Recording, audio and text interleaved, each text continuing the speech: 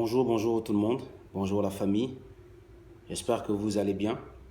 Voici, ce matin avant de vaquer à mes occupations, j'aimerais déjà partager un petit sujet important avec mes frères et sœurs du district de Mokeko.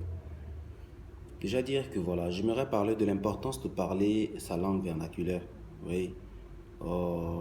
Particulièrement nous les enfants du district de Mokeko, issus des ethnies Membe ou encore des ethnies l'ethnie Mbangouin, Okandé, Simba, Sake, Makina, Babongo. Il est important pour nous de parler nos langues vernaculaires. Vous savez, ne pas parler sa langue, c'est comme ne pas avoir une communauté, ne pas appartenir à une communauté. Ne pas parler sa langue, c'est comme ne pas avoir une identité, parce que c'est la langue qui fait ton identité. C'est la langue qui t'identifie en fait à un peuple, à une communauté spécifiquement. Donc, ne pas parler sa langue, c'est comme être vide en fait de cette réalité.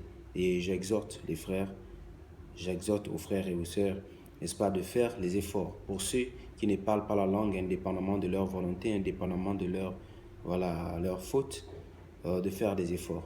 Il est toujours possible d'apprendre, il est toujours possible de savoir de là où on vient, connaître sa communauté, connaître son ethnie, connaître sa culture.